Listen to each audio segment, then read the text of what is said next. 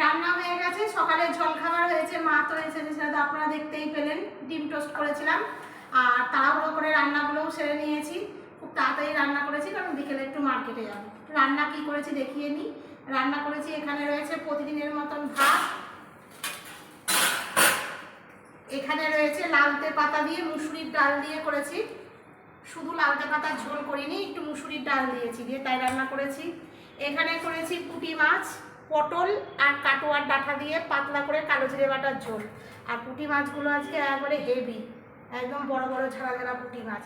আর এই যে আজকে স্পেশাল হচ্ছে ইলিশ ভাপা, সর্ষে পোস্ত দিয়ে ইলিশ ভাপা। মা এসেছে তো মাকে খেতে দিয়ে নিই, তারপর আমরা খাবো। মা শাকটা ভালো হয়েছে লালতে পাতা দিয়ে,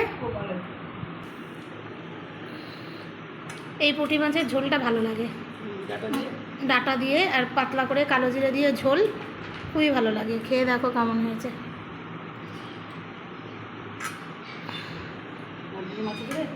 হ্যাঁ ডিম আছে, সব মাছগুলো ডিম ভর্তি।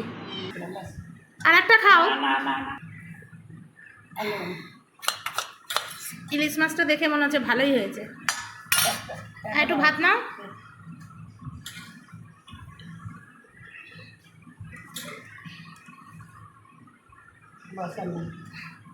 ঘরে ধোয়া টক দই পেতেছি, আগে ভাত খেয়ে নাও তবে দেবো।